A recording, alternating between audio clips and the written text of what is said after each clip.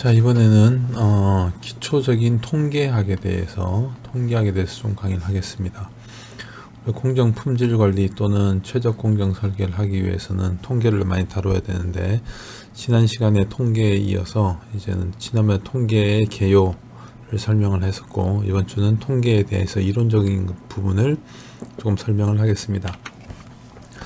그래서 순서로는 일단 통계학의 개요, 그리고 어떤 표본을 뽑는 방법들, 샘플링에 대한 것, 그리고 기술 통계량을 하는 방법들, 그리고 그거에 대한 각각 필요한 용어들, 정의들, 처음에 숙제를 했던 부분이 될 수도 있겠습니다.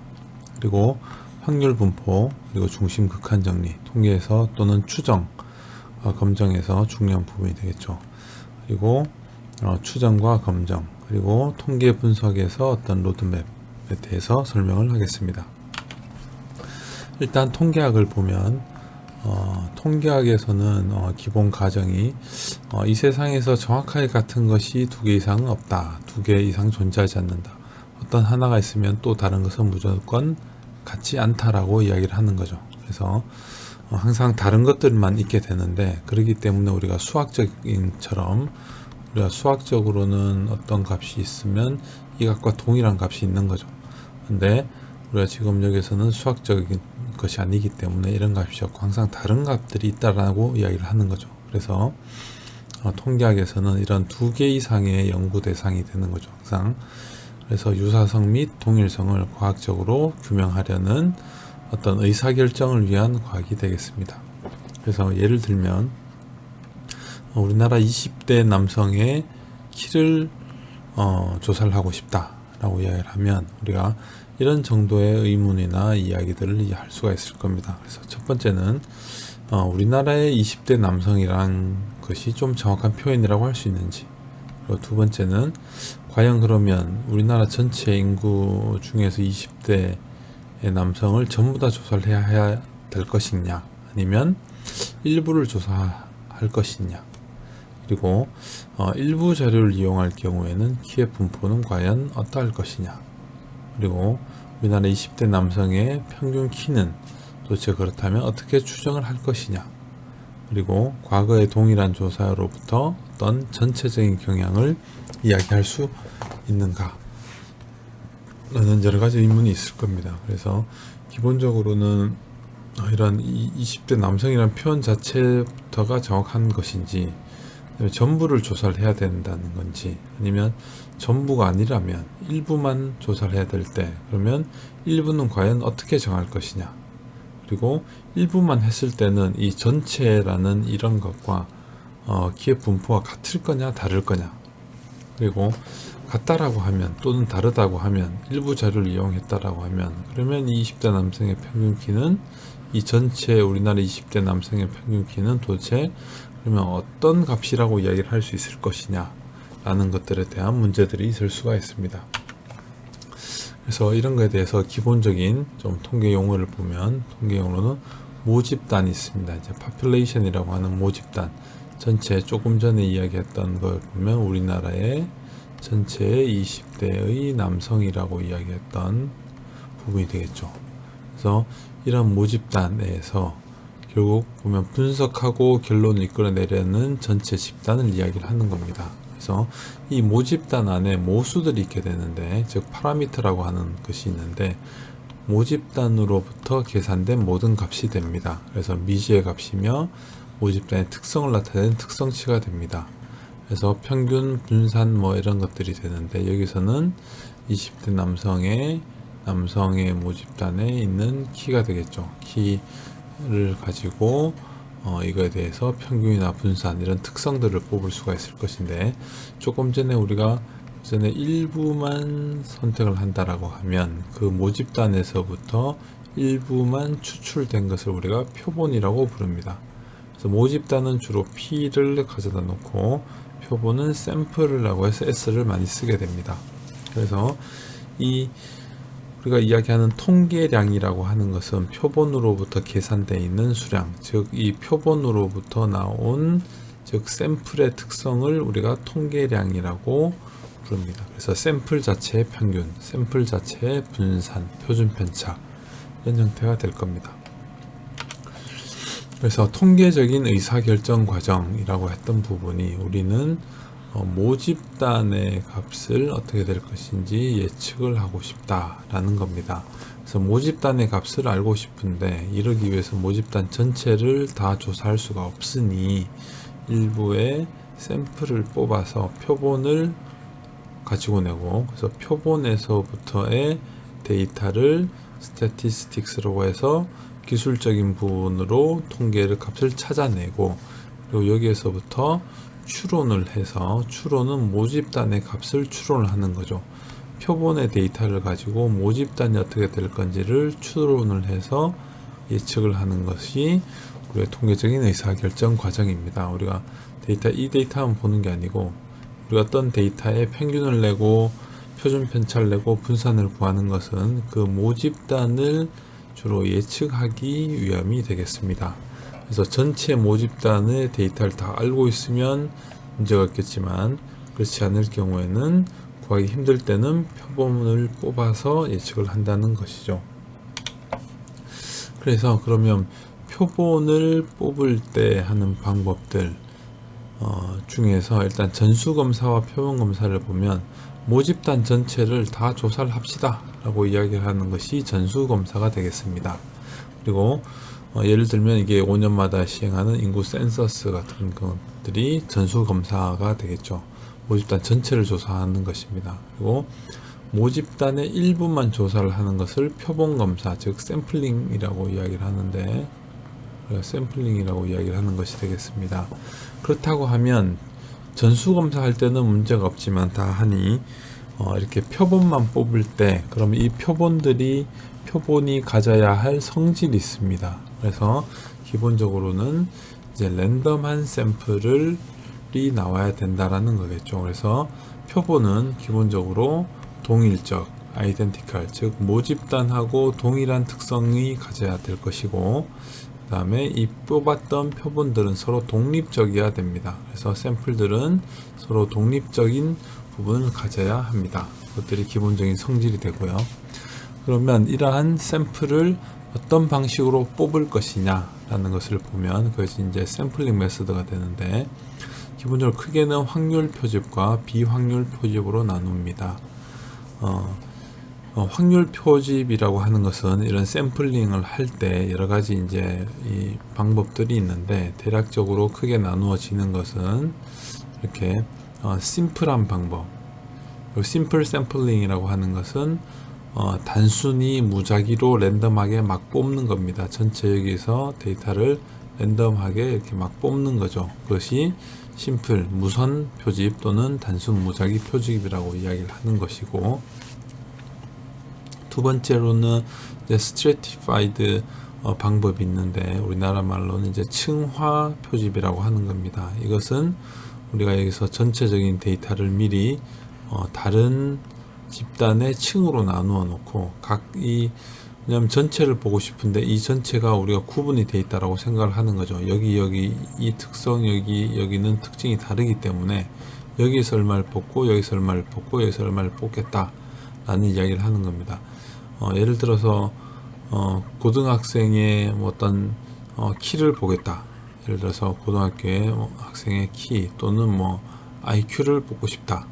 IQ를 조사를 하고 싶다라고 했을 때 기본적으로 남자와 여자가 다를 것이다 라고 생각을 해서 이렇게 남자와 여자를 구분을 해서 남자에서 샘플을 뽑고 여자의 샘플을 뽑는 경우, 이렇게 되면 두 개의 층을 나눈 겁니다.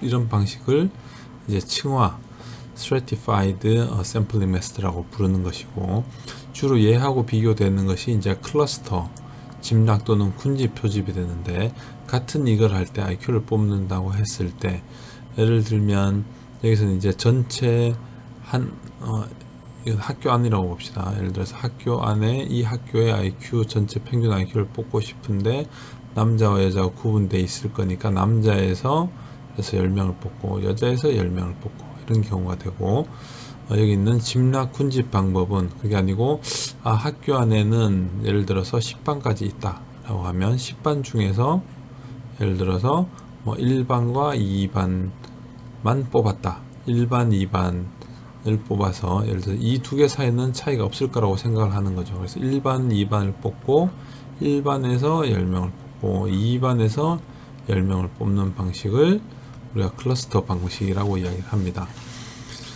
그래서 이것들은 이런 전체 모집단을 우리가 어떻게 볼 거냐에 따라서 이제 구분하는 어떤 것이 좋을 건지 구분하는 방식이 되고, 물론 이 안에서는 랜덤하게 뽑게 되겠죠. 그리고 이 심플 방법을 약간 좀 바꾼 것 중에 하나가 이제 시스테매틱에서 계통 또는 간격으로 표집을 한다는 건데, 전체 이렇게 무작위를 막 뽑는 것이 아니고 예를 들면 이제 톨게이트가 있는데 톨게이트에 이제 차가 쭉 지나가는 걸 차를 이제 샘플링을 한다라고 생각을 합시다. 그래서 이 들어오는 차의 번호를 1번, 뭐 3번, 8번, 10번 이렇게 무작위가 랜덤하게 뽑을 수도 있고, 지금 여기서 개통이라고 하는 거는 처음 들어오는 하나를 딱 잡으면 이 사이의 간격을 동일하게 뽑는 그런 방법이 또 있을 수가 있을 겁니다. 처음에 5번째 들어온 차부터 시작을 해서 세대 간격으로 뽑겠다 라고 하는 것이 이 개통 표집이라고 생각을 하면 되겠습니다. 그리고 비확률 표집 같은 경우에는 좀 특정한 연구에서 많이 이루어지는데, 이것은 이제 랜덤하게 이루어질 거라고 생각을 하는 거고, 이 경우는 이제 랜덤한 게 중요한 게 아니고 다른 형태가 중요한 경우에 사용하는 방법입니다. 이렇게 컨비니언스라고 하는 건 편의 표집이라고 해서, 예를 들어서 이제 내가 조사를 하는 사람에 가까운 잘 아는 사람들 위주로 이렇게 뽑아가는 방법이 되겠죠. 그래서 랜덤성은 깨지지만 좀 특별한 경우에는 잘 될 수도 있습니다. 두 번째는 이제 예를 들면 이제 purposeful에서 유의한 주관적으로 내가 어떤 특정 연구에 대해서 특정 부분을 잘 아는 사람들만 뽑아서 그런 부분들을 샘플링해서 하는 방법들이 있을 겁니다. 그리고 뭐 스노우볼 샘플링이라고 해서 눈덩이 또는 소개를 받아서 하는 표집 방법들이 있는데, 이런 경우는 이제 찾기가 힘든 경우겠죠. 예를 들어서 문제가 있는 사람들의 집단, 예를 들어서 약을 하는 사람들의 집단에 대해서 연구를 하고 싶은데, 이 경우는 랜덤하게 뽑을 수가 없죠. 그래서 이 경우도 어느 정도 있는지도 잘 모르고 이거에 대해서 잘 소개를 못 받으니까 처음에 이 중에 한 명을 조사를 하고, 이 사람이 다른 사람을 소개시켜서 조사를 하고 또다시 다른 사람을 소개시켜서 조사하는 그런 표집 방법들을 우리가 스노우볼 샘플링이라고 이야기를 합니다. 그래서 그렇다고 하면 샘플의 크기는 대략적으로 얼마나 해야지만 잘 그거를 대표적성을 띠고 어느 정도 의미 있는 결과를 낼 것이냐라고 하는 것인데, 이것은 절대적인 크기가 아니고 추천되는 샘플의 사이즈가 될 겁니다. 그래서 최소 샘플 정도를 보는 건데, 우리가 평균을 보려면 5개에서 10개 정도는 되어야 되고, 표준 편차를 보려면 25에서 30개, 분량의 비율 보려면 한 100개, 비율이니까 한 100%니까 그렇게 될 것이고, 히스토그램 또는 파레토 차트를 그리려면 50에서 100개, 산점도를 보고 싶으면 25개, 관리도를 볼 거면 20개 정도의 데이터가 있어야 한다는 이야기를 그냥 추천하는 정도가 되겠습니다. 그리고 조금 전에 이제 샘플이 됐으면, 조금 전에 예를 들면 여기에서 모집단의 특성을 봐야 되는데, 지금 표본을 했죠. 그 다음 표본의 데이터를 가지고 통계학적으로 표시하고 있는 기술 통계학 부분을 이야기를 하겠습니다. 그래서 기술 통계학이라고 하는 거는 descriptive statistics가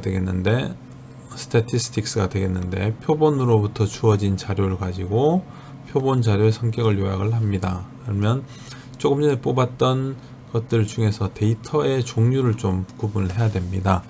데이터는 우리가 정성적인 데이터가 있을 수 있고 정량적인 데이터가 있을 수가 있습니다. 그래서 정성적이라고 하는 것은 이제 qualitative 데이터라고 해서 수학적 관계로 정의할 수 없는 자료, 우리가 보통 이제 범주형 자료라고 이야기하는 것이고, 이게 상반되는 개념으로 해서 이제 qualitative 데이터라고 이야기를 할 수가 있겠습니다.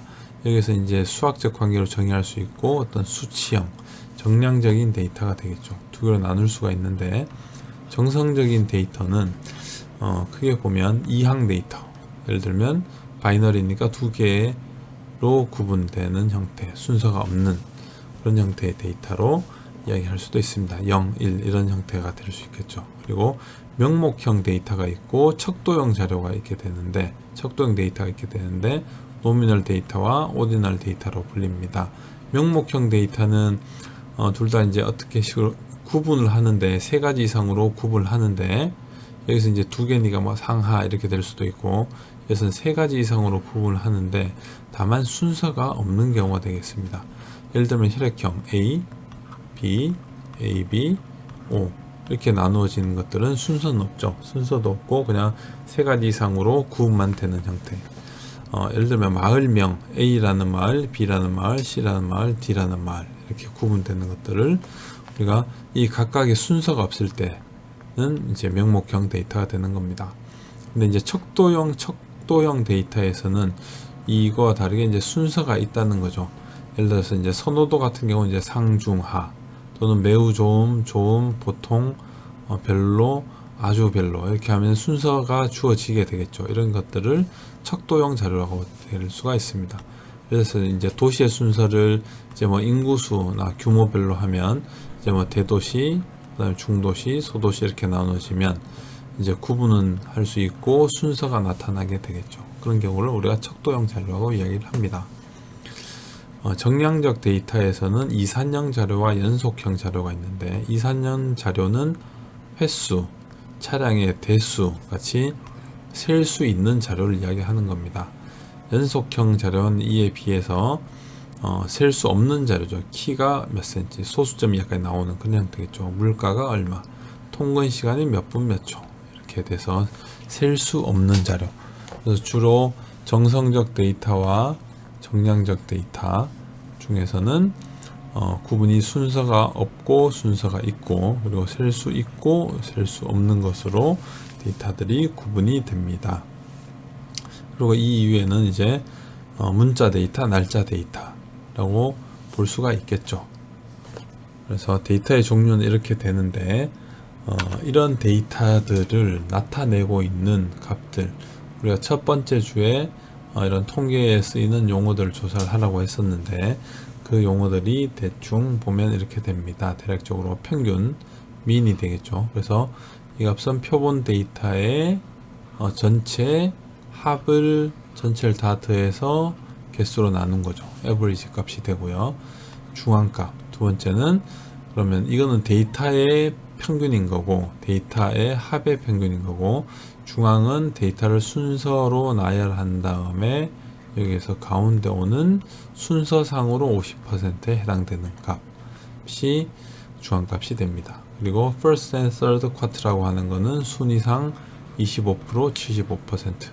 쿼터라고 하기 때문에 전체를 4등분으로 나누고 이 4등분에서 이 값이 2쿼터 또는 중앙값이 될 것이고 전체에서 순위상 25%에 들어가는 것이 1쿼터, 75%에 해당되는 것이 3쿼터 값이 되겠습니다. 그리고 최빈수는 표본 데이터에서 가장 많이 나타나는 값이 되겠죠. 순서들을 쭉 구분해서 나눠보면 데이터를 나눠보면 이런 형태로 가장 많은 숫자가 가장 많이 나타나는 데이터가 최빈수가 될 겁니다. 최소값은 데이터에서 가장 작은 값, 최대값은 표본에서 가장 큰 값 나타낼 수가 있을 것이고 범위는 이 두 개의 차이가 되겠죠. 범위.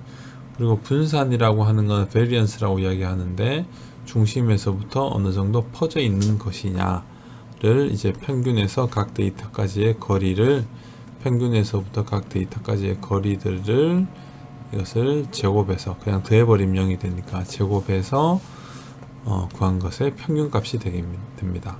그리고 표준 편차는 이 분산을 루트를 씌운 값이 되겠죠. 그래서 밑에를 n-1을 쓸 수도 있고 n을 쓸 수도 있는데 주로 이제 모평균, 모집단의 평균을 알고 있을 때 그 자체가 다 모집단이다. 우리가 쓰고 있는 데이터 자체가 모집단이라고 생각하면 n이 되는 것이고 그게 아니고 우리가 어떤 표본을 가지고 쓸 때는 n-1로 쓸 수가 있습니다. 그래서 표본만 가지고 있을 때는 우리가 표본만 가지고 모집단을 추정할 때는 이제 이거 이제 불편 편차라고 이야기를 하는데 n-1로 자유도가 하나가 줄어들어서 n-1로 쓰게 됩니다. 원래 좀 작아지기 때문에 좀 더 크게 하려고 n-1을 쓰기도 하고 분산 자체가 평균에서 각 데이터의 거리를 뺐기 때문에 분산이라고 하는 것은 평균 값을 알게 되면 나머지 한 값을 찾아낼 수 있기 때문에 자유도라는 것이 하나 떨어지게 됩니다. 그래서 n-1로 쓰기도 합니다. 그래서 이 데이터를 실습을 하기 전에 대략적으로 이제 특성에 따른 대표치를 좀 보면, 데이터의 특성이 있으면 데이터는 중심적인 경향과 산포적인 경향과 분포의 모양으로 나눌 수가 있습니다. 그래서 중심적인 경향을 나타내 주는 것, 이 데이터의 이 중심 값이 도대체 얼마냐, 어디에 있냐라는 것을 나타내는 것들이 아까 이야기했던 것 중에 평균값, 중앙값, 최빈값 같은 것들이 중심적인 경향을 보여주는 데이터가 되겠습니다.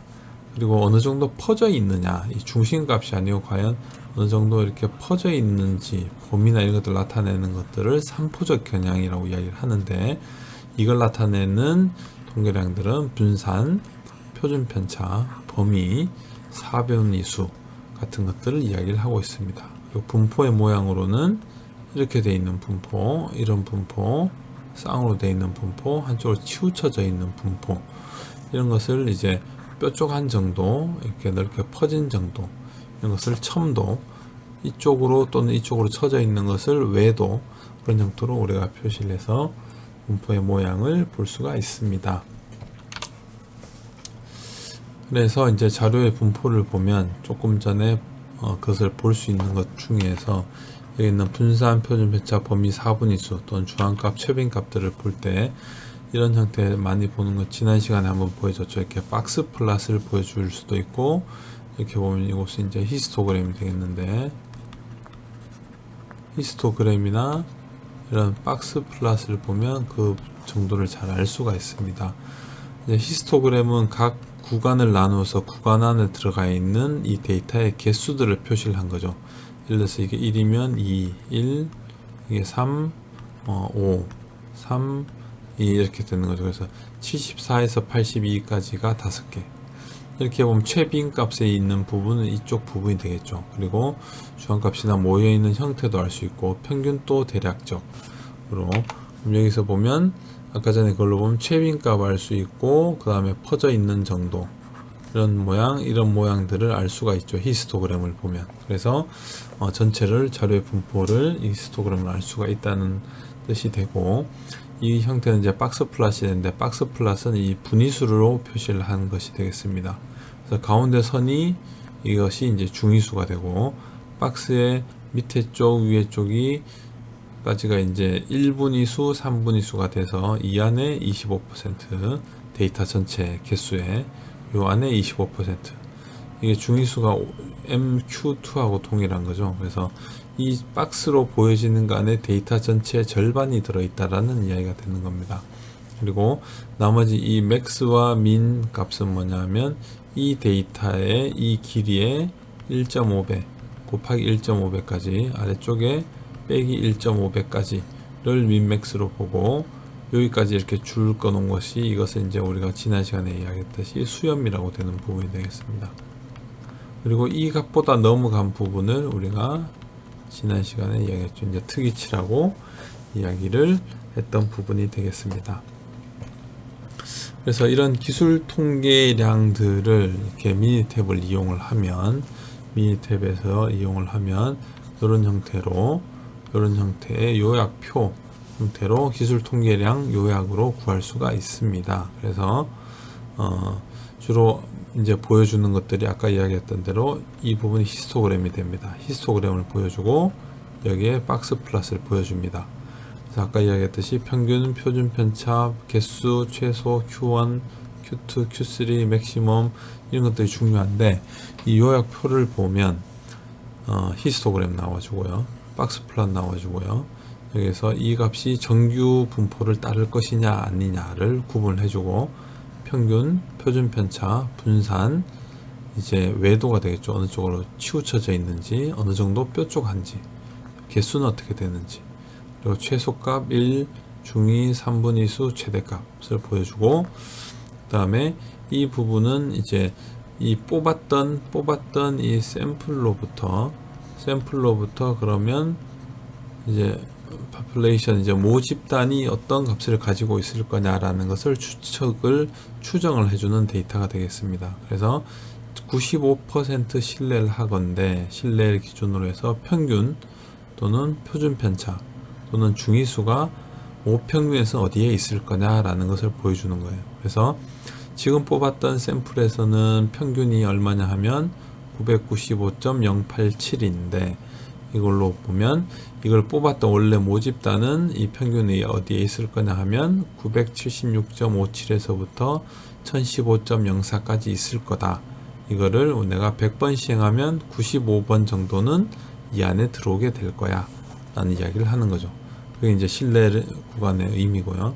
밑에 건 그러면 표준 편차 지금 51.509인데 이게 내가 95% 신뢰하건대 라고 이야기하는 거죠. 이런 거를 모집단에서부터 한 100번을 보면 95번은 요 안에 있을 거야.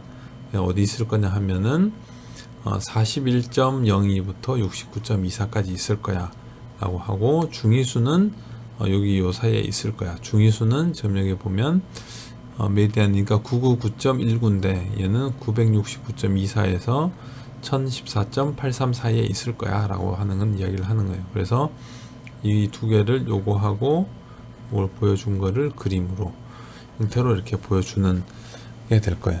그래서 결과적으로 이제 이런 형태를 우리가 볼 수가 있게 될 건데 그래서 통계량에서 기술 통계 요약표는 우리가 이 형태를 보게 될 겁니다. 그래서 이 모양을 가지고 주로 보는 형태가 될 것이고, 이거에 대해서 일단 뒤쪽에 이제 샘플링 실습 부분, 랜덤 데이터가 있고 정규 분포가 있는데 우리가 대략 뽑으면 이런 형태가 될 거예요. 그래서 확률 분포 들어가기 전에 이 부분에 대해서 우리가 엑셀을 이용을 해서 좀 샘플 데이터를 한번 해보도록 하겠습니다.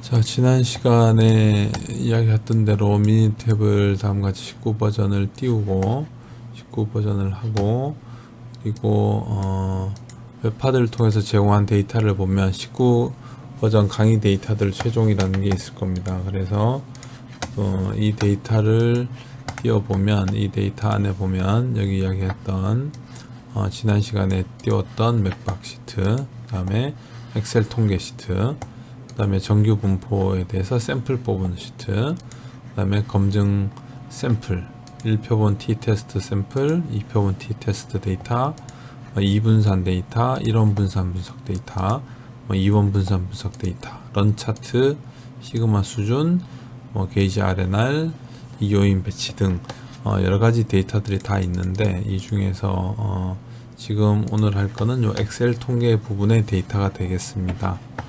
그래서 아까 전에 설명하던 자료에서 보면, 여기서 보면 기술 통계학에 보면 데이터를 샘플 데이터 3부터 19까지 보면 21개의 데이터가 있는데, 이 데이터를 가지고 미니탭 실습을 해보도록 하겠습니다. 그래서 일단 이 데이터를 두고, 자, 미니탭을 띄운 다음에 미니탭에서 첫 번째 워크시트에 데이터 1이라고 넣고, 첫 번째 데이터가 3, 여기는 이 데이터죠. 3, 그 다음에 10, 5, 7, 15, 20, 22, 1, 27, 59, 30, 27, 8, 19, 23, 9, 11, 22, 40, 13, 19 이렇게 해서 데이터를 총 21개의 데이터를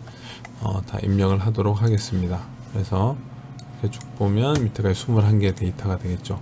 그래서 조금 전에 여기서 설명한 것처럼 데이터를 우리가 뽑으려면 여기에서 보면, 일단 먼저 봅시다. 여기서 보면 통계 분석에서 기초 통계로 가서 여기 보면 기술 통계량 표시가 있습니다. 일단 기술 통계량 표시를 보고 클릭을 하고, 여기 보면 변수에는 이 데이터가 원인 표시가 될 건데 더블 클릭을 하면 이 데이터를 가지고 옵니다. 그래서 통계량을 보면 기본으로 클릭을 돼 있는 거는 평균 평균의 표준 오차, 표준 편차, 최소 최대, 비결 측치 개수, 개수에 대한 부분들, 중위수에 대한 부분들 있고, 모두를 하면 전체가 다 나오게 됩니다.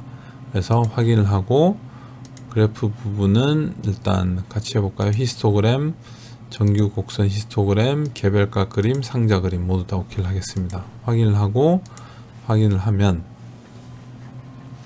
여기 안에 데이터가 이렇게 쭉 나오게 될 건데, 통계량을 보면 여기서 구한 통계량을 보면 전체 21개 데이터 21개고 결측치는 없고, 그 다음에 개수가 21개가 되겠죠.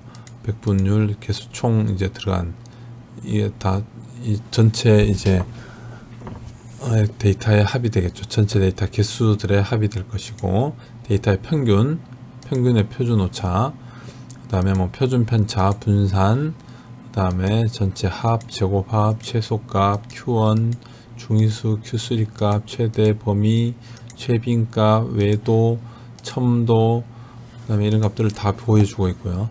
요거는 개수로 나누어서 히스토그램을 그려준 거죠. 지난 시간대로 이렇게 하면 나눠지면 여기가 10을 기준으로 5부터 15까지 데이터의 개수가 6개 가 있다는 것이고, 히스토그램을 그려주고, 히스토그램에다가 정규 곡선, 평균과 표준 편차가 있으면 나오는 곡선을 표시를 해주고, 그리고 값들을 쭉 표시를 해주고, 이 부분이 아까 이야기했던 대로 박스 플롯, 상자 그림이 되겠죠. 상자 그림까지 표시를 해줄 수가 있습니다.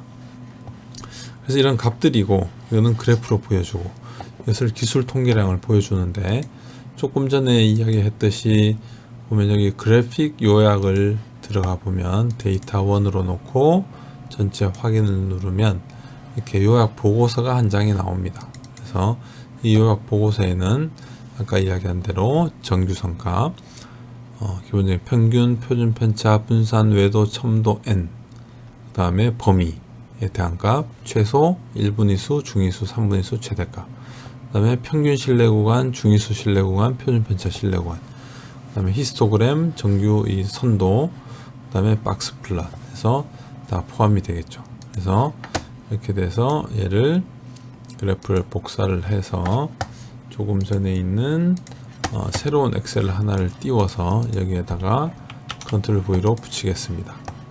그리고 여기 있는 데이터는 복사를 해서 컨트롤 C로 복사를 해서 엑셀에서 한 16번째 정도, C열의 한 16번째 정도에다가 이렇게 복사해서 붙이겠습니다. 데이터로. 이렇게 되면 지금 보면 이 데이터에 대해서 이제 기술 통계량, 이것이 지금 보면은 기술 통계량 요약표 또는 그래프, 이게 다 보고서가 되겠죠. 결과적으로는 되는데, 이런 값들을 우리가 쓸 수가 있는데, 우리가 미니 탭을 향해서 가지고 쓰는 것도 좋지만 엑셀 자체에다가 이런 것들을 정리를 해주는 것도 굉장히 좋습니다. 그래서 예를 들어서 B에 여기 이쪽 이 B2의 위치에다가 여러분들 평균이라고 쓰고, 분산 보여줄 수 있는 것이, 그 다음에 표준 편차, 최소값, 그 다음에 1Q값, Q1이 되겠죠. Q1값, 그 다음에 중앙값, 그 다음에 Q3값, 그 다음에 최대값,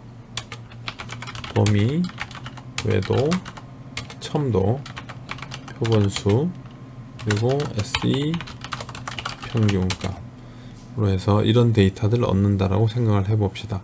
여기다 이렇게 위쪽에다가 요약표를 만들게 되면 밑에 쪽에 데이터들이 더 많이 들어오더라도 계속 쭉 쓸 수 있기 때문에 위쪽에다가 표시를 하고, 데이터들은 위쪽으로 20개든 30개든 쭉 들어올 수 있도록 만들어 놓도록 하겠습니다.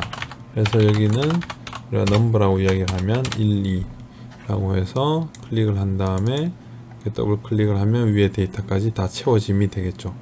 그래서 1, 2가 있어야지만 1, 2의 규칙에 맞추어서 그 다음 데이터를 쭉 밀어낼 수가 있으니까, 여기 있는 십자 표시를 잡아서 이렇게 끌어도 되고 더블 클릭을 해도 됩니다. 그러면 아까 전 1, 2의 규칙이 1이 더해졌기 때문에 같은 규칙으로 21까지 내려가는 형태가 되겠죠.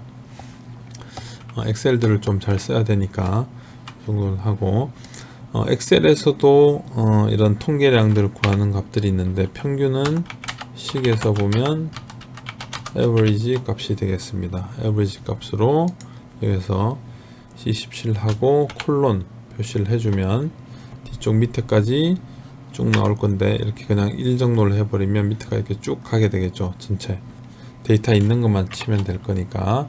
그래서 171 하면 평균 값이 나오고, 분산이라고 하는 거는 그러면 variance니까 var 다음에 점을 찍고, 그 다음에 p냐 s냐 라고 이야기하니까, 조금 전에 p는 이 p는 값이 이제 population이라고 해서 모집단, 그러니까 이 데이터 자체가 모집단이냐 아니냐를 이야기를 하는 거예요. 그래서 지금 이런 통계를 보면 모집단에서 우리가 샘플을 뽑은 거니까, 이게 샘플 데이터니까 이 값은 샘플을 뽑아야 되겠다 라고 해서 표본 집단의 샘플을 구하는 형태가 될 겁니다. 그래서 여기에서 이걸 클릭을 하고 Shift에 콜론을 누르고 1 정도를 하면 전체가 나오겠죠.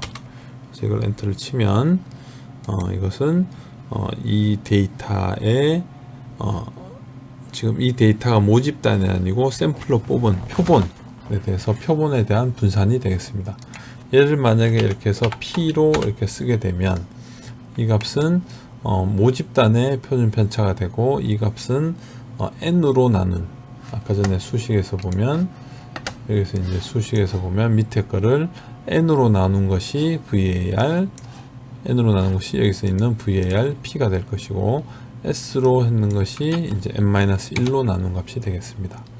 그래서 표준 편차는 동일하게 보면 표준 편차는 스탠다드 데비에이션이니까 스탠다드 데비에이션의 점, 여기도 역시 샘플인지 이 모집단인지를 봐야 되니까 이건 샘플로 보고, 여기서 보면 마우스를 클릭을 하고 콜론 표시, 여기 있는 요 키보드 요 표시를 해주고, 이렇게 1만 해도 밑에가 쭉 더 내려가겠죠. 이렇게 찍으면 요 값의 루트 값이 될 겁니다. 네. 그래서 이 값은 루트라고 하면 이게 되니까 루트에 이 값을 씌우면, 이 분산은 표준 편차는 이 값에 그냥 루트를 씌운 값이 됩니다. 그리고 최소 값은 민 값이 되겠고요. 민 값에 보면 C에 17, 그래서 콜론 하고 C에 17, 171 이렇게 하면 구할 수가 있겠죠. 이 데이터 중에 최소는 1, 그리고 최대는 맥스, 이 데이터에서부터 7일까지 이렇게 뽑을 수가 있을 거고, 범위는 최대 빼기 최소 이렇게 될 겁니다. 이렇게 될 것이고, 중앙값은 보통 있는 것이 메디안이라고 해서 중앙입니다. 메디안으로 해서 여기서부터 보면 171까지 하면 그냥 크게 잡아놔도 관계는 없습니다.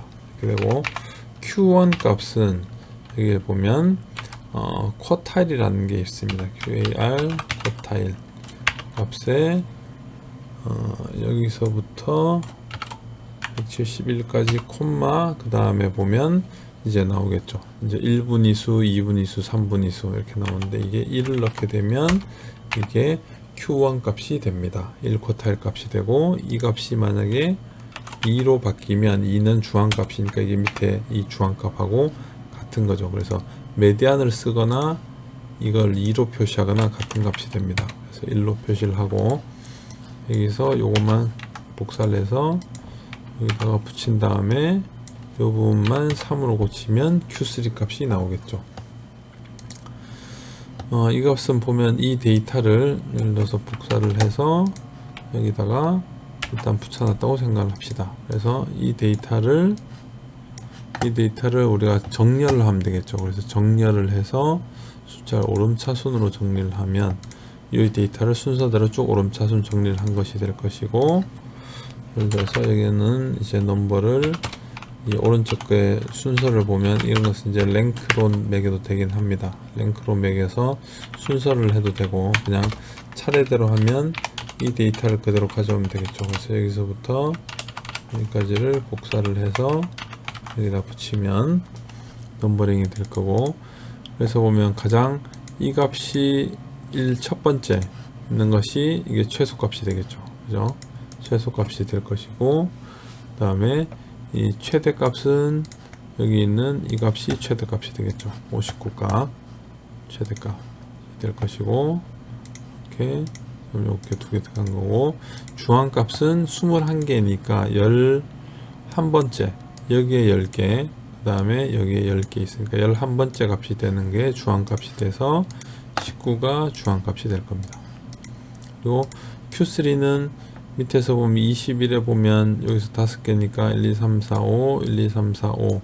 그러니까 요 두 개 값 중에 하나니까 요 두 개 값이 평균을 냅니다, 보통. 그래서 요거 두 개의 평균이 되는 27 되고, 그 다음에 Q1 값은 위쪽에서 보면 이렇게 5번, 6번 네, 평균 값이 되는데, 여기에서는 하나 정도 오차로 9를 써놨고, 여기서 보면 미니 탭에서는 지금 8.5, 그래서 여기 4분의 수 8.5라고 해서 요 두 개의 평균 값을 썼죠. 이렇게 볼 수 있고, 그 다음에 범위는 조금 전에 이야기했듯이 다 됐고, 그래서 확인을 하고, 그 다음에 이제 외도라고 하는 거는 이것이 이제 왼쪽 오른쪽으로 얼마만큼 기울어져 있냐라고 이야기를 하는 건데, 여기서는 외도라고 하는 거는 스큐라고 구하면 됩니다. 스큐해서 역시 여기서부터 여기까지 전체 스큐를 보면 외도값 1.6에 보면 1.164998, 1.164977 하나를 이렇게 줄여보면 똑같죠, 그죠? 여기도 데이터를 좀 줄여놨까요? 개수 소수점 셋째 자리까지 이렇게 하고, 여기 됐고, 첨도라고 하는 것은 이제 커트시스라고 부르는 것인데, 어느 정도 뾰족하다는 이야기이기 때문에 첨도 커트라고 하고, 여기에서부터 그래서 171까지 이렇게 하면은 2.8 보면, 여기 보면 이제 첨도 나와 있죠, 그죠? 첨도에서 되게 엑셀에서 이런 걸 해서 클릭을 해보면 이제 헬프들이 나오니까 이제 첨도에 대해서 함수를 어떻게 정의하느냐. 그래서 데이터가 4개 미만이거나 표준 편차 0이면 반환하지 않고, 첨도의 정의는 이렇게 되고 하는 식들이 있고, 이런 형태가 되어 있습니다. 나머지 헬프에서도 찾아보면 되니까 이렇게 해서 첨도를 구할 수 있고, 표본수라고 하는 것은 카운트입니다. 개수. 그래서 여기서부터 여기까지 개수가 되고, 그 다음에 SE 평균이라고 하는 것은 이따가 하겠지만 표준 편차 나누기 스퀘어의 표본수 n이 되겠습니다. 그래서 SE 평균 값은 이 값이 되고, 이것을 아까 미니 탭에서 보면, 여기서 보면 기술 통계량 했을 때 여기서 보면 평균의 표준 오차라고 하는 것이 SE 평균 값이 됩니다. 그래서 그림으로 복사, 그래서 여기다가 이렇게 한 번 더 붙여주면, 여기다 이렇게 붙일까요? 통계량. 지금 일단 보고 나서 옮겨 놓도록 하겠습니다. 그래서 여기서 SE의 평균의 표준 오차, 라고 하는 것은 이따가 다시 이제 통계 쪽 공부를 조금 더 할 때 이야기를 하겠습니다. 기본적으로는 이제 표준 편차에 이 개수가 많아지면 많아질수록 SE 평균 값이 줄어들어서, 그러니까 평균들의 전체 모집단에서 우리가 개수를 뽑아서 어떤 평균들의 표본들의 평균을 구하면 전체의 평균에 다가간다라는 원리가 있는데, 거기에서 개수를 많이 뽑으면 뽑을수록 훨씬 더 그 범위가 줄어들게 되는 것이고, 이 값들을 주로 이 신뢰 구간을 정할 때 많이 쓰게 됩니다. 그래서 이 데이터를 해놨고요. 그래서 예를 들어서 이렇게 구한 것을 이렇게 해서 태도를 쳐놓고 나서 옆에 만약에 또 다른 데이터가 들어온다라고 하면 이것들을 이렇게 옮겨버리면 그 데이터 값이 아래쪽 이 데이터로 쭉 계산이 되죠, 전체적으로. 그렇게 해서 데이터들이 쌓이고 옆쪽으로 우리가 데이터들을 쭉 밀고 나간다라고 계산을 보면 되겠습니다. 그래서 이런 형태로 쓰면 되니까 되고, 그 다음에 우리가 데이터로는 일단 뭐 편차 정도, 표준 편차 정도까지 일단 한번 구해 보겠습니다. 편차라고 하는 것은 x에다가 x의 bar을 뺀 거니까, 이렇게 보면 x라고 하는 건 이거고 빼기 xbar은 여기서 보면 평균입니다. 그래서 평균, 표본의 평균이 되니까 이걸 지금 이렇게 하고 밑으로 쭉 내릴 건데, 이렇게 되면 얘가 계속 변하니까 F4를 누르면 고정이 되겠죠, 값이. 그래서 값을 고정을 시키고, 값이 너무 내려가 있으니까 소수점까지 이 정도로 맞춘 다음에 더블 클릭을 하면 각각 이 데이터 빼기 이거 각각 이 값이 차이가 나겠죠. 그래서 이 데이터를 다 더하면 합계가 0이 되죠, 당연히. 왜냐하면은 이 전체를 다 더해서 n으로 나눈 것이 평균이고, 거기다 뺀 것은 각각의 차이니까 다 더하면 0이 되겠죠. 그래서 구하기 위해서 우리가 표준 편차를 구하고 분산을 구할 때 편차의 제곱을 구해야 됩니다. 그래야지 거리 다 더하면 0이지만 각각을 제곱해서 더하면 그 값은 거리가 되는 거니까, 여기에서 정도로 그래서 편차의 제곱을 쭉 구해서 한 다음에 이거를 합산하면, 예를 들어서 합을 하면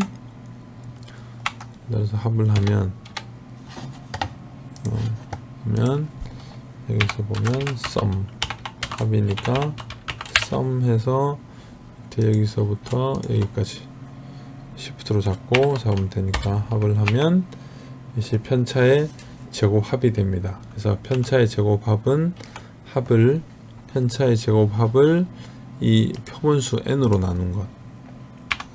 그래서 이거 나누기 여기서 표본수 n으로 나눈 것, 또는 이것에서 지금 마이너스 1을 빼서 나눈 것. 그래서 이 값이 지금 이거 똑같다 그랬죠, 조금 전에. 표준 편차로 분산으로 밑에 이거를 그냥 n으로 나누면 이 전체에 그냥 이 값 자체의 표준 편차를 보는 거니까, 그랬을 때는 분산을 보니까, 그랬을 때는 여기를 s가 아니고 이제 p로 쓰게 되면 똑같다라고 이야기했죠. 이거하고 이거하고 똑같이 나올 거죠. 그래서 이거는 샘플인 거고, 그래서 샘플에서 데이터를 보고 싶으면 지금 모집단을 알고 싶을 때는 이렇게 쓰게 되겠죠. 당연히. 그리고 그래서 이게 분산이 되고 그 다음에 이게 표준 편차는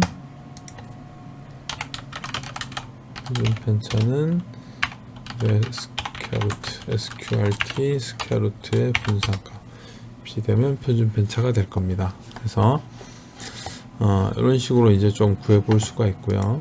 그래서 지금 이렇게 엑셀로 했는 걸 보면, 여기 보면 평균, 그 다음에 평균 했죠. 그 다음에 표준 편차 분산까지 다 했고, 그 다음에 외도 첨도 했고, 그 다음에 n 표본수 n이죠. 여기 n 했고, 최소 q1 중함 q3 최대값까지 다 이렇게 계산 다 해줬고, 그 다음에 이제 범위는 이거 빼면 되니까, 그 다음에 SE 평균, 요 데이터하고 요 데이터 두 개는 따로 해줬죠. 그래서 이렇게 지금 이렇게 요약표처럼 나오는 부분들은 우리가 할 수가 있고요. 그래서 요 부분은 이제 정규성 부분인데, 요 부분 다음에 좀 다루도록 하겠습니다. 그렇다고 하면 지금 이 데이터를 보면, 이 데이터는 지금 우리가 표본 21개를 뽑은 거예요. 그래서 전체 우리가 모집단이 있는데, 모집단에서 21개 데이터를 뽑아서 이러한 기술 통계량을 뽑은 거죠. 그렇다고 하면 우리가 여기에서 보면 이제 모집단이 어떻게 될 거냐라는 부분을 이야기를 하는 거예요. 지금부터는 이제 모집단은 과연 어떻게 될 것이냐. 그래서 우리가 요 부분을 이야기하려고 하는 거예요. 그러면 모집단이라고 이야기를 하면 모집단의 우리가 평균은 아마 여기에 있는 이 평균에다가 이 평균이 모집단 이 평균이라고 이야기하면 무조건 틀리겠죠. 이거는 이제 모집단에서 일부 뽑아서 샘플을 뽑아서 만든 평균이니까 이거 같지 않을 거예요. 그러니까 같지 않기 때문에 여기서 우리가 추정으로 좀 더 넓게 추정을 하는 거거든요. 그래서 이 부분은 신뢰 구간을 이야기하는 건데, 그래서 일단 요 계산만 해두고 다음에 이야기하도록 하겠습니다. 그래서 내가 95% 또는 마이너스 95% 신뢰하건대 이 평균이 이 데이터부터 어디까지 있을 거냐라고 하는 거는 여기 있는 이 SE 평균하고 그 다음에 이런 분포 자체가 T분포를 따른다라고 볼 거기 때문에 T분포에서 우리가 95%를 의미하는 값이 있어요. 그래서 T분포에서 지금 95%를 의미하는 값은 우리가 어떻게 보냐면 T의 INV에다가 95%니까 나머지가 0.05, 자유도는 지금 이 표본수 빼기 하나 1입니다. 그래서 하나를 빼고 이 값이 지금 앞에 붙는 개수가 되는 거예요. 조합하는 개수가 돼서 여기에 이 값은 이 값 더하기 이거 곱하기 여기 있는 SE 평균 값을 해주면 이게 지금 95% 신뢰도에서 평균이 어디에 있을 거냐, 그 값이 여기 있는 25.746이 이렇게 나온 거고, 이렇게 보면 이 반대쪽은 복사한 다음에 붙여서 이 값을 마이너스로 빼주면 이쪽이 지금 하한 쪽이 될 겁니다. 그래서 이 값이 13.301, 25.746. 그래서 내가 95% 신뢰하건대 라고 이야기하는 건 이런 샘플을 100번 뽑았는데 100번 정도 뽑는다라고 하면 95번 정도는 여기에서부터 요 사이에 있을 거다 라고 이야기를 하는 거예요. 그래서 이게 지금 내가 만약에 지금 95%의 기준을 간 건데 내가 만약에 이거를 99%까지 올리겠다라고 하면 확률적으로는 훨씬 더 내가 실제로 100% 확신하건대 라고 하는 건 무조건 틀린 값이 되는 거예요. 그래서 90% 내가 50% 확신하건대 라고 찍으면 굉장히 잘 맞을 수 있다는 거죠. 역으로 보면 그러니까 내가 평균이 모집단위 평균이 얼마일 거냐 라고 이야기를 하는 건데 13.3에서부터 25.7 사이에 있을 거야 라고 하면 100개 중에 95개는 그렇게 될 건데, 내가 만약에 여기에서 10부터 50 사이에 있을 거야 라고 이야기를 하면 이 값은 100% 어떤 경우라도 다 이거를 맞을 거라는 거죠. 100% 이 값을 모집단의 평균을 맞추고 싶으면 여기서부터 보면 평균이 이렇게 나왔으니까 한 10에서 50까지 사이에 평균이 있을 거야 라고 하면 그게 틀리지 않을 거라는 거죠. 100번 뽑아도 다 100번 맞출 수 있다는 거죠. 이 범위가 넓으니까. 그래서 하지만 이런 건 자체는 의미가 없다는 거죠. 이 10에서 50 사이에 평균이 있을 거야 라고 하는 거는 무슨 의미가 있냐라는 거죠. 어느 정도 구간을 좁혀줘야지만 그 데이터를 쓸 수가 있을 거니까. 그래서 95% 또는 99%들이 많이 쓰게 되는데, 이 99%라고 이야기를 하면 이 데이터를 옆으로 밀어서 99%가 되면 이 값이 1이 되겠죠. 1이 될 것이고, 그러면 이 값은 뭐냐면 이 값에다가 더하기 이거 곱하기 SE 평균값을 하게 되면 이게 이제 99% 열렸을 때의 값이 될 겁니다. 그래서 복사를 하고 여기다가 붙인 다음에 마이너스를 붙여주면 그렇게 되면 어떻게 되냐면 내가 99% 확신하려면 여기에서부터 모집단의 평균은 11부터 28 사이에 있을 거야 라고 이야기를 하는 거죠. 이게 아니고 95% 확신을 하려면 25부터 13까지 이게 훨씬 더 이제 줄어들어 있는 거죠. 90% 확신할 거면 훨씬 더 줄어들겠죠. 그래서 이런 것들이 굉장히 중요하게 쌓이는 그런 부분이 될 겁니다. 그래서 이 신뢰 구간이라고 하는 부분에서 신뢰 구간은 뭐 오차가 이렇게 95%다, 정확도가 95%다 이런 의미가 아니고, 내가 지금 샘플을 뽑았는데 이걸 가지고 모집단을 생각을 해보면 이런 샘플을 100번 뽑는다라고 하면 그 안에는 모집단 안에는 95번은 이 안에 들어갈 거야. 5개는 틀릴 수 있어 라는 이야기를 하는 겁니다. 그래서 여기서 보면 이 개수, 예를 들어서 이게 지금 20개였을 때 데이터고, 이게 지금 보면 샘플이 20개일 때 데이터고, 샘플이 만약에 100개가 되고 샘플이 1000개가 된다라고 하면 이 데이터를 쭉 올린 다음에 95% 신뢰도인데 이 값이 만약에 이거다 라고 이야기를 하면, 이렇게 해서 잡아 끌면 20이 들어가겠죠. 옆에다가 이렇게 하면 30이 될 겁니다. 1000이 되고, 만약에 이게 만이다 라고 하면 이렇게 될 겁니다. 95% 신뢰도에서 이 데이터 표본 개수가 지금 20개, 21개일 때는 그 구간의 앞에 있는 개수 값이 이제 2.08인데 만개가 되면 1.96이 되는 거죠. 그래서 굉장히 많을 때는 우리가 통계적으로는 1.96을 쓰게 됩니다. 그래서 1.96 이제 1000개 이상이 되면 1.96이 되는 거죠. 그래서 데이터를 굉장히 많이 뽑으면 뽑을수록 이 값이 여기 곱해지는 거니까 이 평균이 있을 위치를 훨씬 더 줄일 수 있다는 거죠. 훨씬 더 정확하게 예측을 할 수 있다는 거죠. 구간을 좁혀서 예측을 한다는 의미가 되고, 그래서 이 샘플이 많으면 많을수록, 뽑았던 샘플의 개수가, 표본의 개수가 많으면 많을수록 좀 더 구간을 잘 추정을 할 수가 있다는 거고, 개수가 적을수록 넓게 추정을 할 수밖에 없다 라는 이야기를 하는 겁니다. 그래서 기본 통계를 일단 보고 하는 거에 대해서는 미니탭을 이용을 해서는 다음과 같이 미니탭을 이용을 했을 때는 이 요약 보고서를 주로 보게 됩니다. 물론 처음에 통계량 이것들을 확인을 하고 그림들을 하나씩 확인하는데, 최종적으로는 이 데이터를 보게 될 것이고, 여기에서는 엑셀로는 이런 형태를 가져오게 될 겁니다. 그래서 좀 전에 나와 있던 요 데이터 중에서 여기서 보면 기술 통계량 요약, 요 지금 그림을 그리게 된 것이고요. 지금 이제 샘플링 실습까지만 하고 이번 강의를 마치도록 하겠습니다. 샘플링은 지금 첫 번째는 일정한 데이터 중에서 랜덤 데이터를 뽑게 되는 건데, 예를 들면 인탭에서 보면 데이터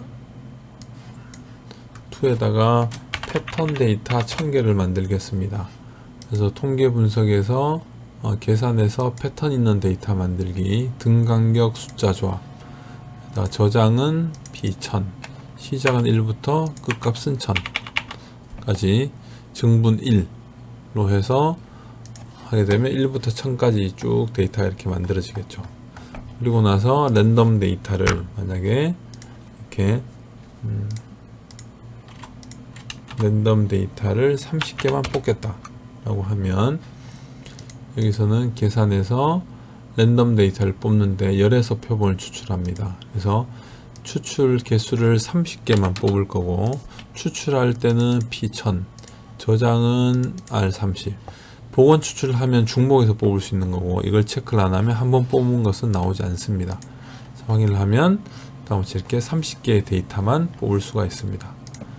예를 들어서 여기에서 이제 로또라고 하면 45라고 이야기를 합시다. 그러면 데이터에 계산의 패턴 데이터를 만드는데 45에다가 1부터 45까지 데이터를 쭉 넣고, 이것 중에서 만약에 6개를 뽑는다 그러면 R6를 뽑겠다 라고 이야기를 하면, 계산해서 랜덤 데이터 열에서 표본 추출하는데 6개를 뽑겠다, 그리고 45에서 뽑아서 R6에다 저장을 하겠다. 로또 같은 경우는 공이 나오고 나면 다시 들어가지 않으니까 복원 추출이 아닌 채로 이렇게 뽑으면 되겠죠. 그래서 이 데이터가 이 45개 중에서 6개를 랜덤하게 뽑은, 랜덤하게 추출하는 그런 형태가 되겠습니다. 그래서 데이터를 반복하려면 컨트롤 E를 누르면 되고, 컨트롤 E를 하면 바로 이전에 했던 데이터만 나오고, 이렇게 하면 다시 반복 추출이 되는 거겠죠. 그래서 컨트롤 E 반복 추출하면 계속 번호가 바뀌어서 나올 수가 있을 겁니다. 그래서 일단 이 앞쪽에 있는 30 데이터를 볼 거면 통계에 그래픽 요약에서 R30 확인을 해주면 다음과 같이 요약표가 나오겠죠. 이 데이터는 여러분들하고 온 데이터가 다를 겁니다. 이렇게 보면 왜냐면 랜덤하게 뽑았기 때문에 이렇게 볼 수가 있을 거예요.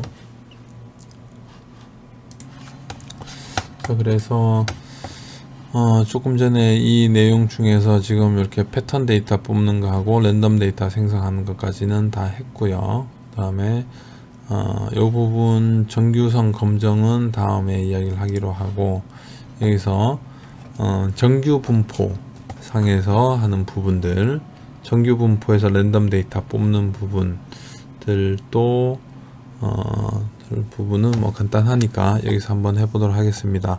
데이터에서 보면 정규 분포가 이제 100부터 10까지 100부터 10 평균이 100이고 표준 편차가 10인 것들을 데이터를 10개, 100개, 1000개, 5개 이렇게 뽑는 거죠. 그래서 뽑아서 보겠습니다. 그래서 여기서는 파일을 새로 만들기에 워크시트 해서 이제 Y 눌러서 5, 그 다음에 Y 10, Y 10, 그 다음에 Y 50, Y 100, Y 1000 이렇게 됐다라고 하면, 지금은 랜덤 데이터인데 지금 정규 분포를 한다고 했으니까 정규 분포에서 생성할 데이터 행이 5개, 저장은 5에다가 평균이 100이고 표준 편차가 10인 랜덤 데이터가 들어가겠죠. 5개가 나올 겁니다. 컨트롤 2를 하고 그 다음 10개 데이터인데 저장열이 더블 클릭하고 확인, 컨트롤 2, 그래서 총 50개를 뽑을 거고 저장열은 50, 그래서 확인, 컨트롤 2, 100개를 뽑을 거고 저장열은 100, 그래서 확인, 컨트롤 2에서 1000개를 뽑을 거고 저장열은 여기에다가 확인. 이렇게 하면 데이터들이 이렇게 쭉 나오게 되겠죠. 그래서 여기는 이 데이터를 컨트롤 C로 복사를 해서 조금 전에 작업하던 이 엑셀에 와서 보면 데이터를 지금 C 17열에다 넣어야 되니까 C에 17에다가 이렇게 붙여 넣겠습니다. 붙여 놓고 조금 전에 만들었던 이 데이터를 복사를 해서 B2니까 B2에다가 복사하면 여기 있는 평균부터 밑에까지 쭉 가는데 1000개까지 있으니까 이 데이터를 뒤에 0, 0 이렇게 하면 17000개까지 가능하겠죠. 그래서 여기다가 00, 여기다가 00 이렇게 해버리면 17000개까지 될 거니까 처음부터 조금 많이 넣어줬으면 편했을 텐데, 여기서 00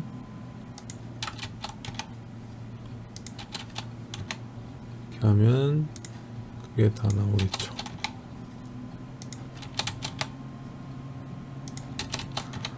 이렇게 다 맞춰주고요. 전체 요거 나눠주면 되니까.